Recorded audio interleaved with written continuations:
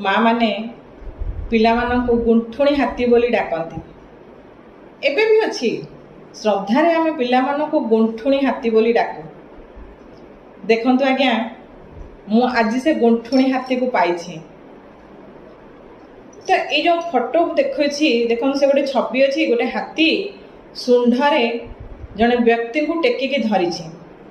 कथाटी एमती राजा लांगुला नरसिंह देव थरे युद्ध भूमि रे शत्रु पक्ष द्वारा भीषण भाव आहत होइथिले। तांकर क्षत विक्षत रक्ताक्त शरीर को एई हाथी सुंढरे टेकी धरी खूब द्रुत गति रे युद्ध क्षेत्र बाहर को धरी चली आसीथिला। आउ जेउथि पई राजा लांगुला नरसिंह देवंकर से दिन जीवन रक्षा हो जाइथिला। आउ एई हेउछि सेई छवि। ए हाथी जो व्यक्ति को सुंढरे धरिछि से हेउछन्ति लांगुला नरसिंह देव।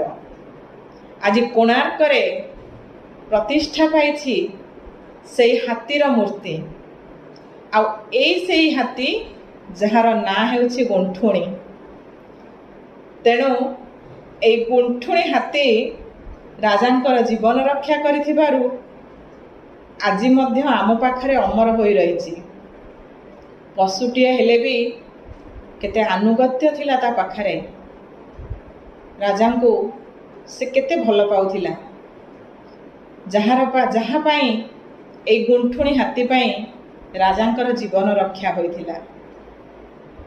ए हेउछि सेई गुंठुणी हाथी।